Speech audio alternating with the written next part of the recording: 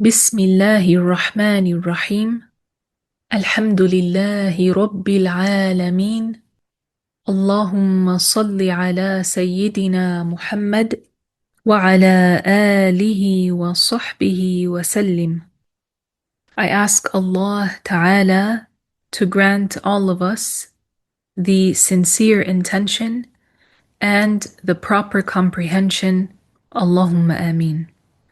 I remind myself and you to have the good intention in your heart. And subhanallah, we say this a lot, and we say it before we begin every lesson. And sometimes when you say something so much, the heart may not be so attentive to it because it's like, oh, it's that statement that is said.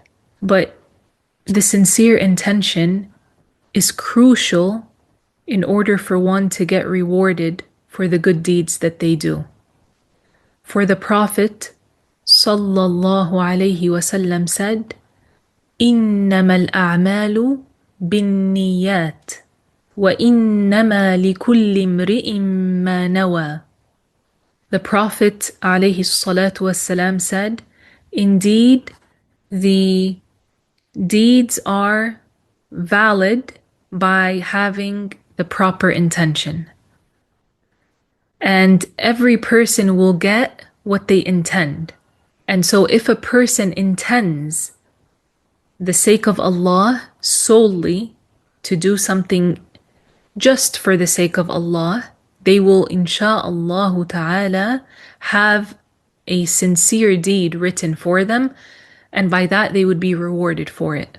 But if a person did a good deed and they paired doing it for the sake of Allah with getting some recognition from the people or some status from the people or anything like that, of those sorts of intentions that some people may have, they will not get anything.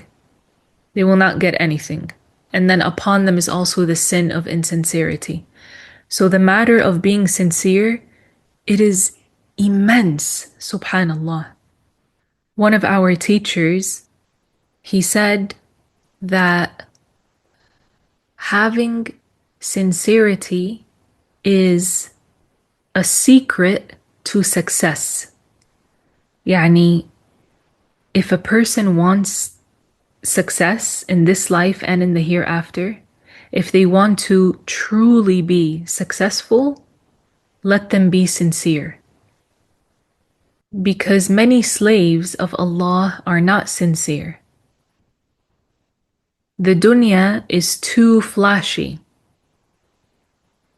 Yani, it takes people's attentions and focus, and by that it corrupts their intentions, it corrupts their heart. So there are many people that are not sincere. The one who is sincere, the scholars said that sincerity, it must appear on that person. It will appear upon them. Because sincerity has effects. It has effects. Yani, if you want, it has consequences, good consequences. It has good results. And it has blessings. And it has secrets. And these types of blessings, they would appear on the person who is actually sincere. And so we ask Allah Ta'ala to make us amongst the truly sincere people. Al-Mukhlisun. Allahumma ameen ya Rabb. And so before you do any good deed, no matter what it is, even if you are eating with your right hand, because the Prophet said that we eat with our right hand, right? We don't eat with our left. Then you would do that seeking the reward from Allah. So what does it mean? Yani, to be sincere, it's to do any good deed and every good deed for the sake of Allah, seeking the reward from Allah, not seeking anything from the dunya, not seeking for people to praise us or for people to hold us in high esteem or for people to think well of us. We're not seeking anything from the people or their thoughts or anything from the dunya. Rather, we want what Allah the Exalted promised for the believers.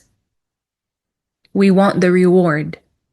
We want the reward for the one who is sincere and who does the good deed.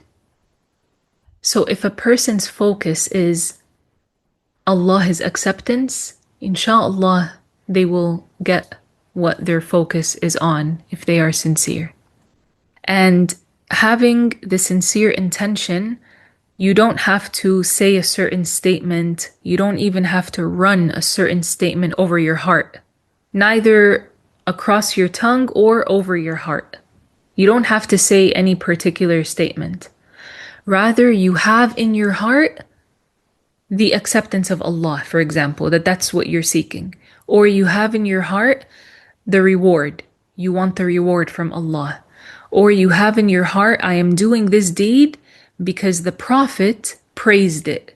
Or the Prophet alayhi salatu wasalam, he advised us to do it. He encouraged us to do it. Or I want to do what Allah revealed is good, for example. So we are attending a lesson, and the Islamic knowledge, acquiring the Islamic knowledge, is one of the best deeds that a person can do. It's one of the most praiseworthy good deeds and one of the most heavy good deeds in the scale on the Day of Judgment. I guarantee you, if you are sincere in attending a lesson, you will not regret that in the hereafter. You will only wish that you did more when you see how much reward Allah gives you. You will say, Subhanallah, if I knew, قد يقال يعني, I would have done more.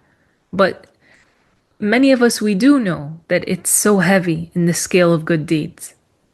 I ask Allah Ta'ala to accept our good deeds and to purify our hearts and to grant us to always remember to have the good intention in our heart at the start of any good deed that we do, so that we don't lose out on the reward.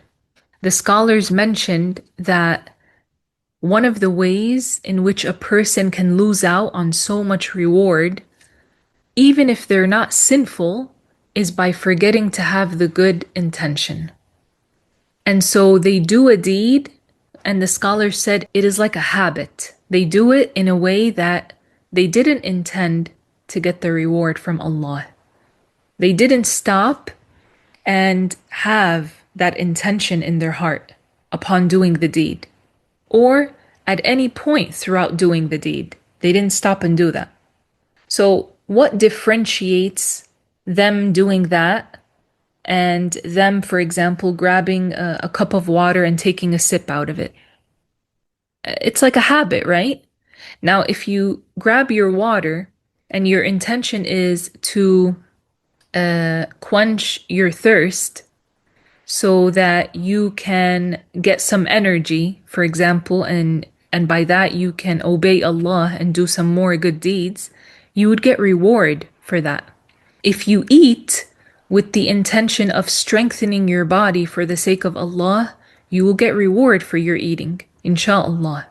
If you, before you go to sleep at night and you lay your head down, if your intention is, I'm going to sleep so that I can strengthen my body, so that I can get up and pray, and I do it with that intention, seeking the reward from Allah, you will get the reward, inshallah. But many people, they don't do that. They don't stop to have this focus and attention in their heart. And subhanallah, the heart benefits so much from having that. There's a difference between a heart which is, like, figuratively speaking, dead, and a heart that is alive. There's a difference. So these are some things that we should think about. The heart. Subhanallah. And it's one of the easiest ways to gain more reward for the things that we do, just by having the good intention and watching our heart and monitoring it. Alright, so inshallah we will continue from where we left off last week in explaining Hadeeth Jibreel alayhi salam. And for anyone who has not been attending these classes with us, Hadeeth Jibreel is a very famous hadith in which Angel Gabriel, Jibreel alayhi salam, he came to the Prophet alayhi salatu wassalam in the shape of a male, in the shape of a young male human. And the angels, as you all know, they are not males and they are not females. They're not humans. They are a special creation of Allah. They were created from light and they are not like us in many ways. They are created, so we are created and they are created, yes. We are alive and they are alive. They have a soul. However, they do not eat, they do not sleep, and they don't get tired. So they're not like us. And they don't procreate. So they are not males or females, so they don't have sexual intercourse. They don't get married and have kids or anything like that. Rather, all of the angels were created at once. Allah created them at once. And they are more numerous than the stars. And they are more numerous than the leaves that fall off the trees. And they are more numerous, they are more in number than the sand particles in the world. Imagine if you went to a beach. How many sand particles are just at that beach alone? So many, right? So many. Allah knows best how many. Imagine all the sand particles in the world. In the world. There are more angels than all of those sand particles. Subhanallah. The creation that Allah created the most of is the angels. They are more than any other creation.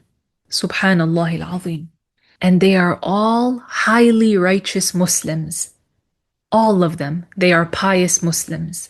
They are awliya. They are perfect Muslims. And on top of that, they never ever disobey Allah.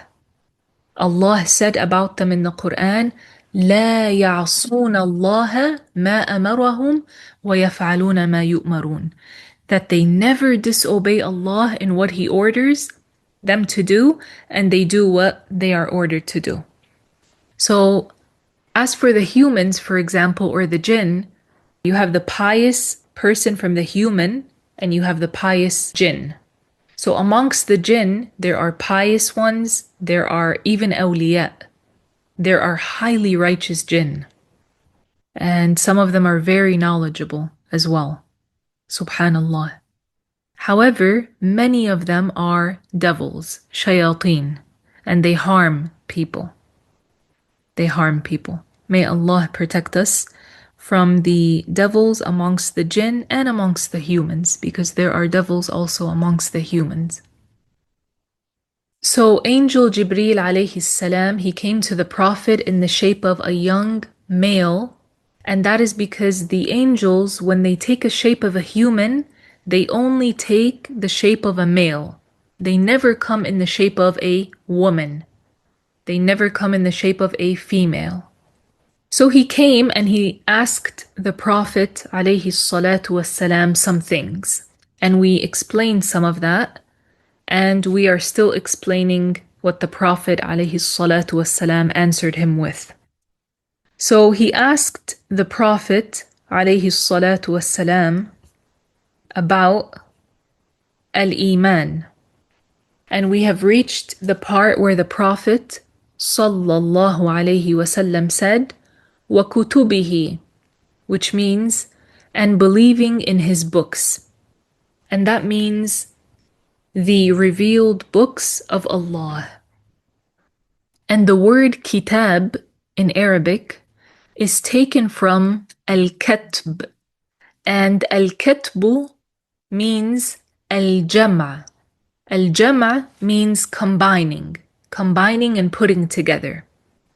It is obligatory to believe in the revealed books, whether it was revealed to a prophet written on a tablet or it was revealed to a prophet in a different form.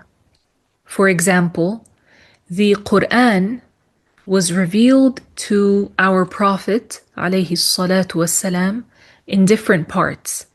So it wasn't written on a tablet and it was not written on paper. Rather, it was the case that the Prophet alayhi salatu wassalam, he would recite it on the companions, and some of the companions would write it and he would tell them, this ayah, put it after this ayah, or put it before that verse. So one must have the firm conviction that these revealed books are revelations from Allah. They contain orders, they contain prohibitions, they contain promises, they contain threats, and they contain news about different matters.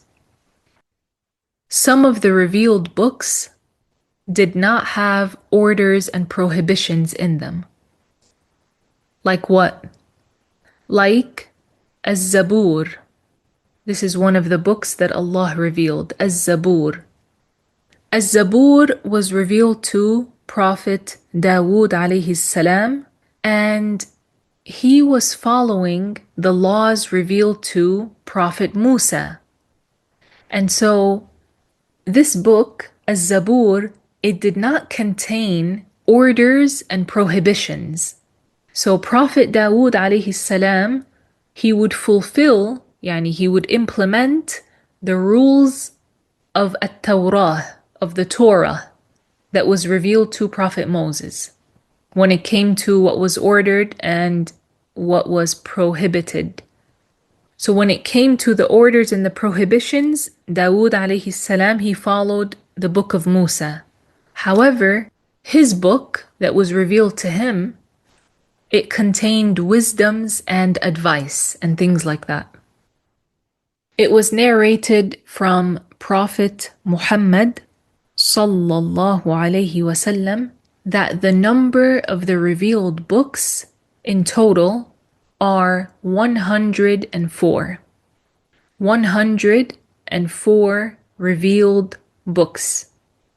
50 of them, 50 of them were revealed to Prophet Sheeth alayhi salam. And 30 of them were revealed to Akhnuch.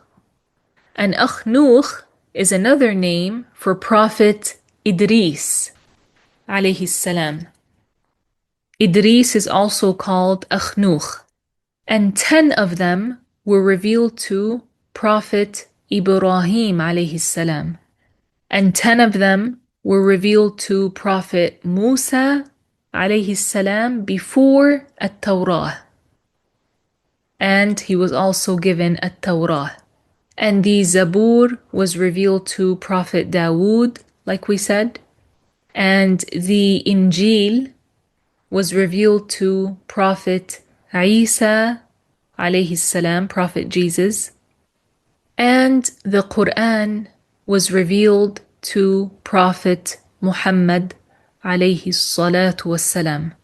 And all of these books are expressions that refer to the eternal speech of God.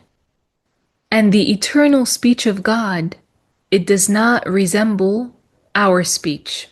Me and you, we speak with letters, and we speak with a language, and we speak with sounds, right?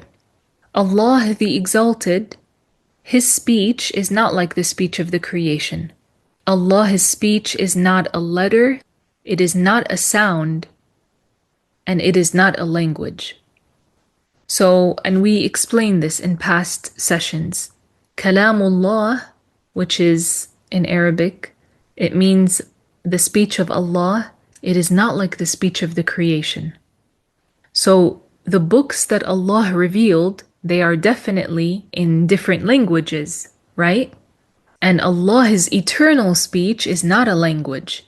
So the scholars said these books are expressions that refer to the eternal speech of God, which is not a letter, it is not a sound, and it is not a language. So those books that were revealed, like we said, they were revealed in different languages. Amongst those books was that which was revealed in Hebrew. And amongst those books, was that which was revealed in Syriac. And there was one book that was revealed in Arabic, and that is Al-Qur'an. So it's an obligation upon us to believe in the revealed books, even if we have not seen all of them, and we definitely have not. And we definitely have not witnessed all of these books, but we believe in them because Prophet Muhammad said that Allah revealed 104 books. We believe in every one of them, that is, those books that Allah revealed, not anything that people claim to be, for example, the Torah or the Injil nowadays, however it's been perverted. No, we believe in what Allah revealed, not what the people changed and perverted. Then the Prophet sallallahu alaihi wasallam said, وَرُسُلِهِ وَرُسُلِهِ, and his messengers. And that means for one to believe in all of those who were sent to the people. And that is Allah's prophets, the prophets of Allah. Because Allah Ta'ala sent all of the prophets to the people to convey from Allah. And all of the prophets were males. They were men. And what some scholars mentioned about the prophethood of some women, we don't take that saying. We do not take that saying because it doesn't have any strong proof for it. Some of the scholars said that Lady Maryam, this honorable woman, and she is the mother of Isa, Jesus, and she is the best woman that God created, and she is mentioned in the Qur'an. In fact, there is a whole surah with her name, Surat Maryam. Some of the scholars said that Lady Maryam was a prophet. But this is not true. We don't believe that. And some of them mentioned other than her. What proves that we do not take by that is the saying of Allah in Sooratul-Nahl, verse 43. وَمَا أَرْسَلْنَا مِن قَبْلِكَ إِلَّا رِجَالًا نُوحِي إِلَيْهِمْ. Allah said, وَمَا أَرْسَلْنَا مِن قَبْلِكَ إِلَّا رِجَالًا نُوحِي إِلَيْهِمْ, which means, and we have not sent before you, O Muhammad, except men whom we gave revelation to. Except men whom we gave revelation to. And so this is a proof that the prophets are men. They are not women. And every prophet of Allah was supported with a miracle, because with it, one knows that he is truly a prophet. Without the miracle, how would one differentiate between one who falsely claims prophethood and one who is truly a prophet? Think about it. How would one differentiate between a liar and a deceiver who wants to deceive people into thinking that he's a prophet and someone who is actually a prophet? How would one differentiate? And so the way that we would differentiate is by the miracle. A prophet is given a miracle. So every prophet of Allah was supported with miracles.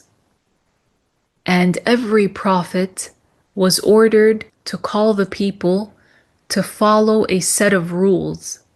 So if this set of laws, this set of rules that Allah ordered him to call the people to follow was revealed to a prophet before him, if that law was revealed to a prophet before him, then this prophet who is ordered to teach the people, call the people to this law, he is a prophet who is not a messenger. Like Prophet Dawood and Sulaiman, because they were not given rules that were revealed to them specifically. Rather, they would order the people to follow the laws revealed to Prophet Musa alayhi salam.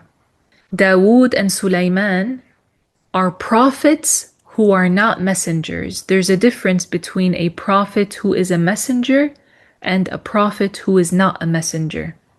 A prophet who is a messenger has received a set of rules or laws that are different from the messenger before him. However, if a prophet was given a set of laws that are the same laws that were revealed to the messenger before him, then he is not a messenger himself. He is a prophet who is not a messenger. Like Dawood, David, and Sulaiman, Solomon. They would order the people to follow the laws revealed to who? To Prophet Moses alayhi salam. As for the one who calls the people to follow a set of rules revealed to him, himself, then he is a messenger who is a prophet. Like Musa alayhi salam, or Jesus, for example, or Muhammad alayhi salatu wassalam. This means that laws were revealed to them that were different from the laws of the messenger before this messenger. So Muhammad alayhi salatu wassalam, for example, he received laws that were different to the messenger before him. Who was the messenger before our prophet? Who was the messenger, the prophet who was a messenger that was before Prophet Muhammad alayhi salatu wassalam? Who was that? Prophet Isa, exactly, Prophet Jesus. So our Prophet alayhi salatu wassalam, when he received the Qur'an, he received laws that were different than the laws that Jesus had received. And Allah the Exalted knows the welfare of His slaves. He knows what is best for His slaves. So in different laws of different messengers, they didn't pray, for example, 5 times a day like we did. And there's a wisdom in that. There is a wisdom in that. So there were different laws in different books. However, when it comes to the creed, and this is very, very important, brothers and sisters, when it comes to the belief in Allah, all of the prophets came with the same belief. All of the prophets and all of the messengers and all of the Muslims from the time of Adam alayhi salam until this world ends, everyone has the same belief, all of the believers, which is that Allah is one.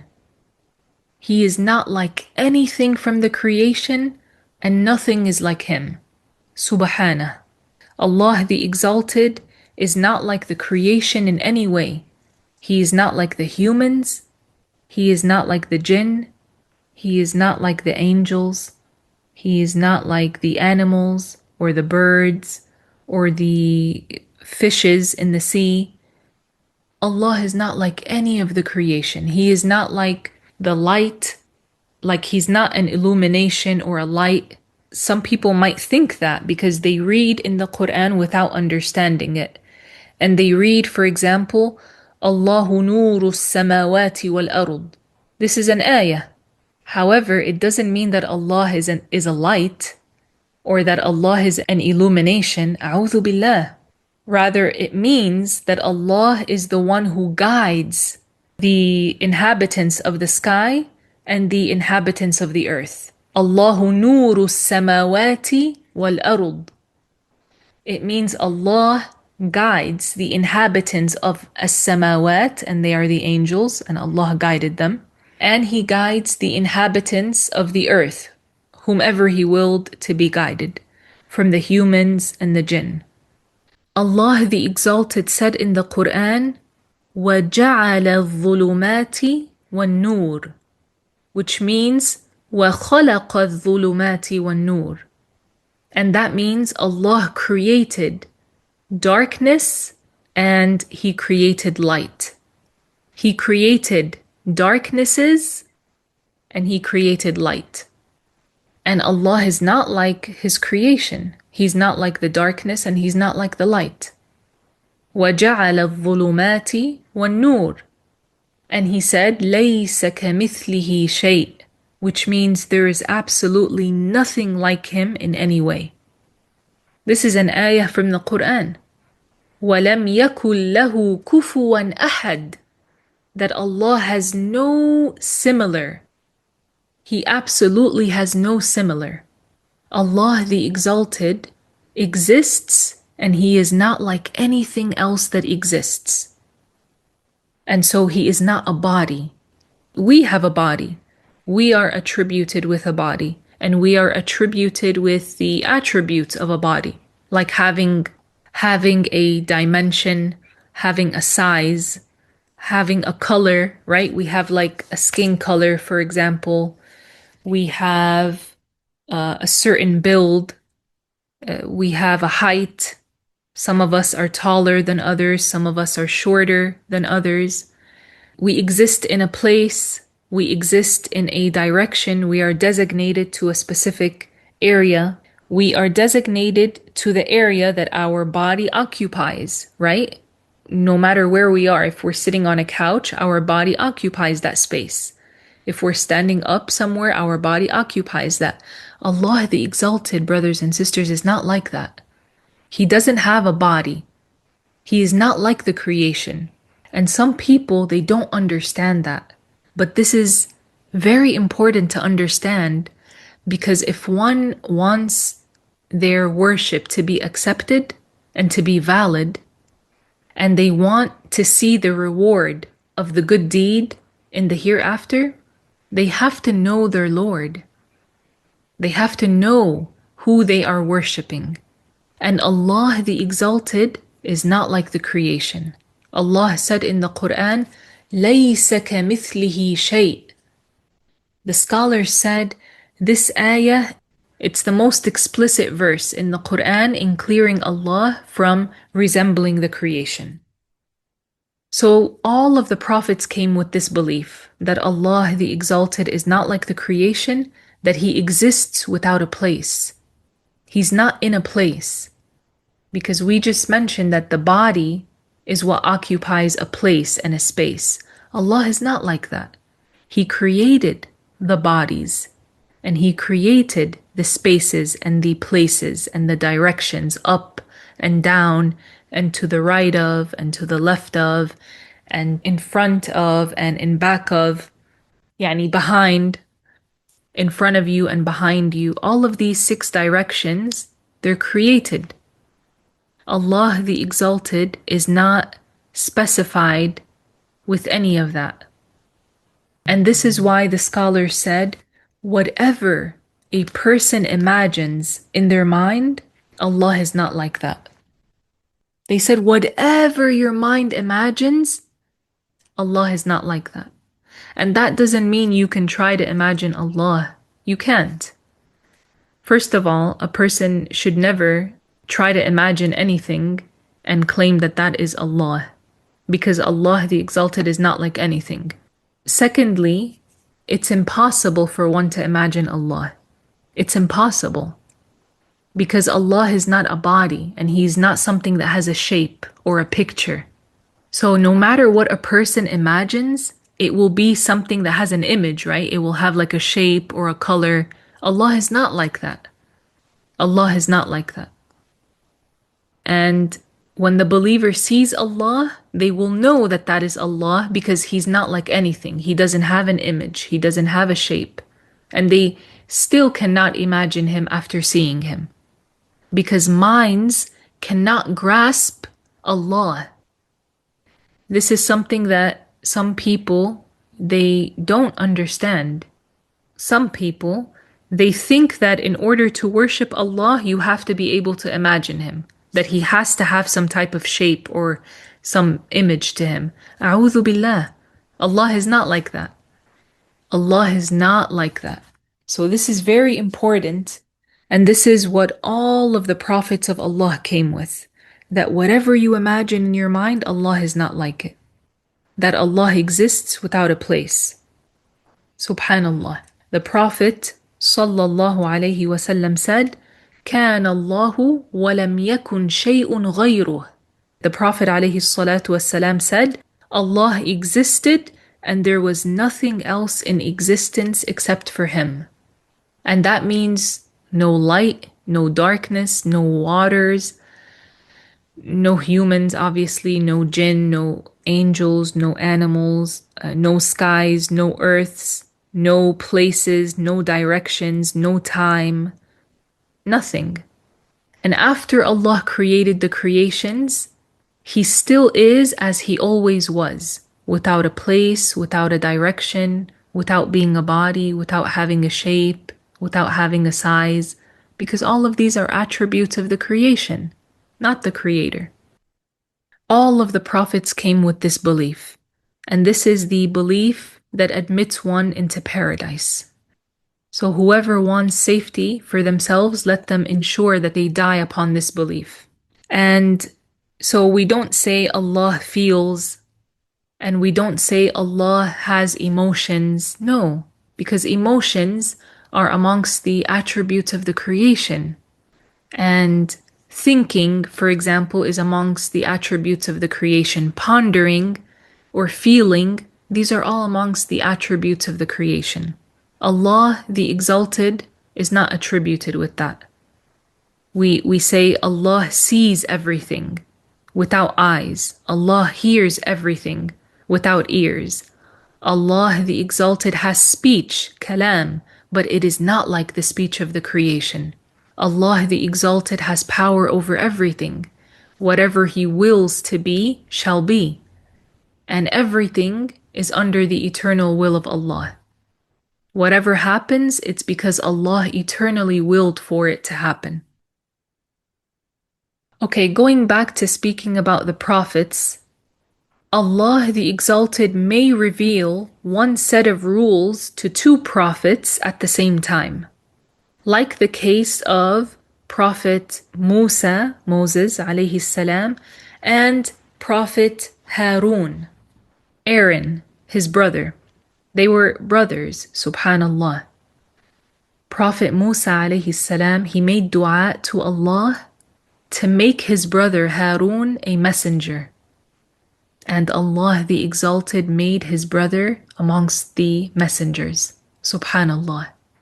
Allah accepted the dua of Musa, and so him and his brother, they were prophets and messengers, both of them.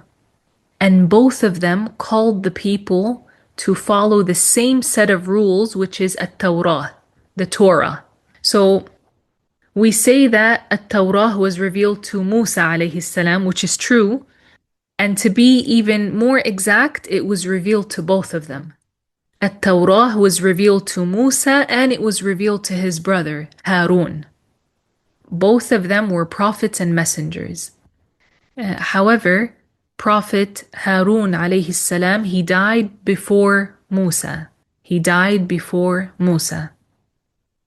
Alayhim as-salatu was-salam.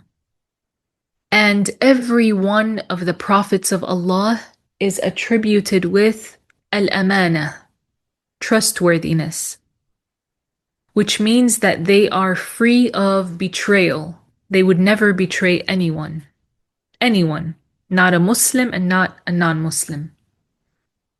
And this is how the believer should be, that they would not betray anyone. Also, every prophet of God is protected from a lack of courage, like being cowardly. Every prophet of Allah is brave, is very courageous. And all of them conveyed what Allah ordered them to convey. All of them. And all of them are intelligent. Every prophet of God is intelligent, is very sharp, extremely sharp. And all of them are believers, of course. And so no prophet of Allah ever committed kufr, blasphemy. Never. Not before prophethood, nor after prophethood. Also, no prophet of Allah ever fell into an enormous sin. So any of the enormous sins, no prophet of God ever fell into it, not before prophethood nor after prophethood.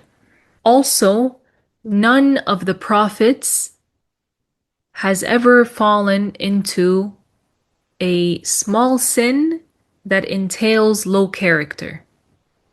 Like what? Like stealing a glance at a woman who is not lawful for them. No prophet of Allah would ever look at a woman who is not lawful for him with that haram look, with that haram glance that many of the men have in them. Many of the men, they look this forbidden look. A prophet of God would never do that. That's a small sin. However, it's a small sin that shows low character. It shows low character in the person. And so a prophet of God would never do that. Not before prophethood, nor after. These are pure creations of Allah, the prophets. Subhanallah. Their hearts are purified from these things. They wouldn't even have any desire to look that type of look. Or stealing something as small as a grape, like one grape. Or a leaf, for example, like a leaf that doesn't belong to them. They would never even take something that small, or as some may say, that insignificant. A prophet of God would never take something like that. This is a small sin, however, it shows meanness or low character. Stealing, stealing something so small like that, it shows low character, and a prophet of God would never do something like that. Also, none of the prophets were attributed with foolishness, and that means for them to lack wisdom in their treatment and dealings and the like. This is also impossible to be amongst the attributes of a prophet of God. Every one of them is wise, and they deal with people with wisdom. Now, as for the small sins that do not show low character, then there is a disagreement amongst the scholars of Ahlus Sunnati wal Jama'ah about this matter. Most of the scholars of Ahlus Sunnah said that it is possible for a prophet of God to fall into a small sin which does not show meanness and does not show low character. However, the scholars said they would repent from it before anyone imitates them in that. If that sin occurred after they received the revelation, they would repent from it before the people followed them in it. And this is something, brothers and sisters, that is mentioned by many scholars from Ahlus Sunnati wal Jama'ah. And amongst them were the Mujtahids, which are the top ranked scholars. This is the top scholar in Islam. He is the Mujtahid. Like Al-Imam Abu Hanifa, he's a Mujtahid, for example. So who is a Mujtahid that said this? Al-Imam Ahmad ibn Hanbal. May Allah raise his rank, this highly righteous scholar. And also amongst the scholars that mentioned that this is possible to happen from a prophet is At-Tabari and Al-Qurtubi and Ibn Battal and Al-Imam Al-Nawawi and Al-Qadi Iyad and many, many others.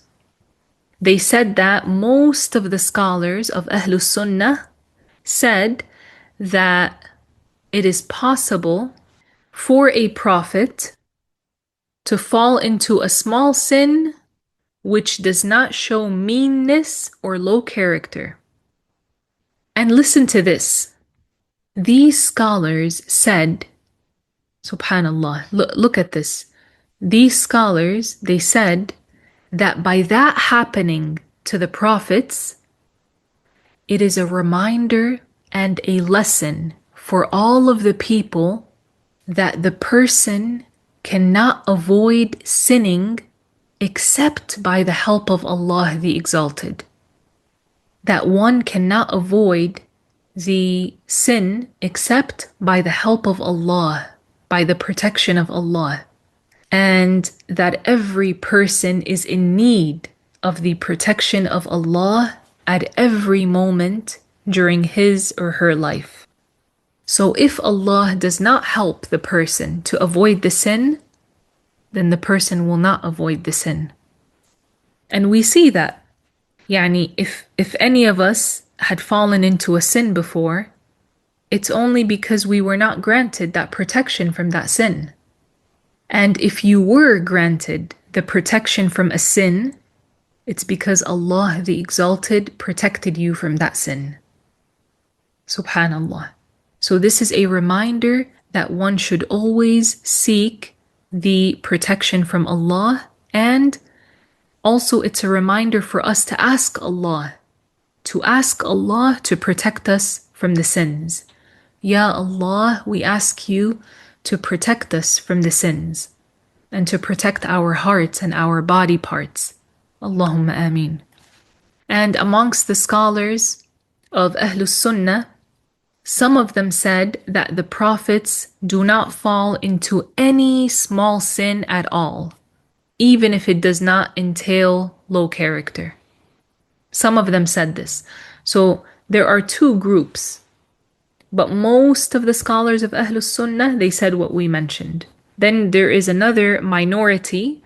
They said that no, the prophets do not fall into any sin, even if it does not show any low character. They still do not fall into it.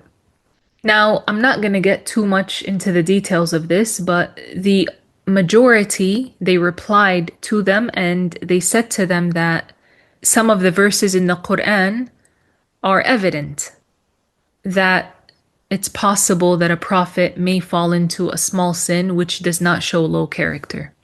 Like, for example, وَعَصَى آدَمُ رَبَّهُ, which literally means that Adam alayhi salam fell into a sin. Obviously, he repented from that and Allah the Exalted forgave him. And there are other verses like that in the Qur'an that the scholars took as a proof to support the majority, the saying of the majority, yani. Okay. Also, if you noticed, in the last class, I believe it was the last class, we spoke about the angels, and here we mentioned the prophets. So the angels were mentioned before the prophets when the Prophet ﷺ answered Jibreel ﷺ. And that does not mean that the angels have a higher status than the prophets, because they don't. The prophets have the highest status out of all the creation. However, they were mentioned first, the angels, that is, because they were created first. They were created before the humans. Then the Prophet ﷺ said, وَالْيَوْمِ الْآخِرِ, and for one to believe in the last day, that is the day of judgment. Why was it called the last day? It was called as such because it is the last day from the days of this dunya, of this world. So every person must hold the conviction, the belief that this dunya will end. So after that last day, the day of judgment, there will be no day and no night. And what is meant by the Prophet saying is believing in the day of judgment, that is, that the dead will be resurrected and assembled and judged for what they did in this life, and their good deeds and their bad deeds will be weighed on the scale, and amongst them will be those who cross over as-sirat, the bridge, and the intercession, the shafa'ah, will happen for some of them, for some of the believers. Then some of them will enter paradise and stay in it without an end, and some of the creation will enter hellfire and stay in it without an end, and time will continue to lapse without an end, while the inhabitants of paradise remain in it, receiving its pleasures forever, and the inhabitants of hellfire will remain in it while being tortured without an end. We ask Allah to protect us from the fire of hell. Allahumma ameen. So when the Prophet ﷺ said, believing in the last day, yani the day of judgment, that includes believing in all of what we just mentioned. And the length of judgment day is 50,000 years of what we count. Subhanallah. 50,000 years, brothers and sisters, the day of judgment. Think to yourself, and let me as well think to myself, what have you prepared for that day? 50,000 years long. What have we prepared?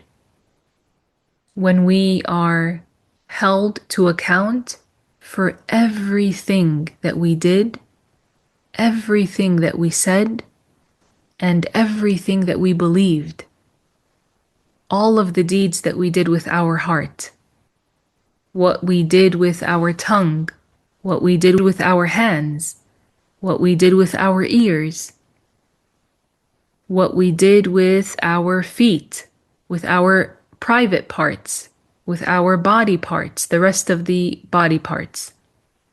We will be held to account for all of these deeds that we acquired. The money that Allah the Exalted has granted us. Did we take it from halal or did we take it from haram? And what did we spend it on? Did we spend it on the halal? Did we fulfill the obligations with it? Or did someone commit a sin with that money? Sometimes a person acquires it from halal, but they spend it on the haram. And sometimes they acquire it from haram and they spend it on the haram. So let the person think about this, because it's wise to think about that before it happens. You prepare your answers and it pushes you to work harder for the hereafter. And this is what every one of us is in need of. As long as the person is alive, you have an opportunity from Allah to repent. You have an opportunity from Allah to do good deeds. And when you enter your grave, inshallah, you will be so happy that you did those good deeds. Inshallah, they will benefit you. And they will benefit me, insha'Allah ta'ala. I ask Allah to make this deed of ours here, us gathering for His sake, seeking the reward from Allah.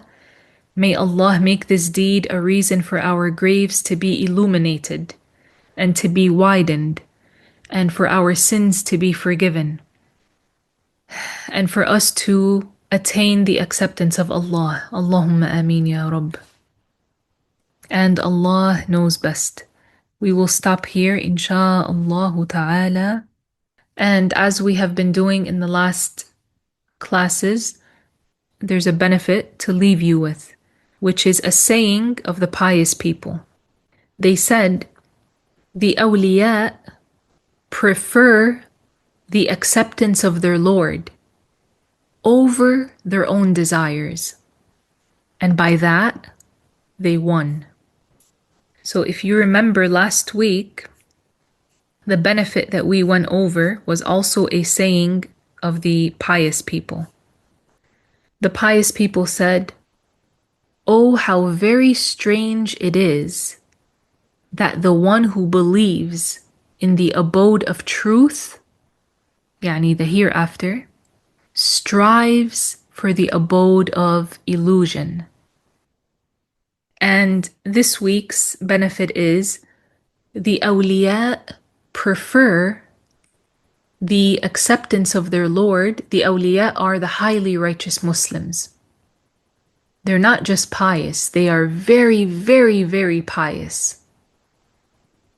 They are very, very, very pious, and they have very special situations that happen with them. And these are all people who have acquired the personal obligatory knowledge of the religion at the least.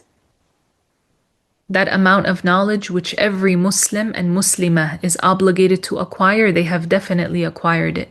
Usually you would find that the awliya even acquire more than that from the knowledge of the religion.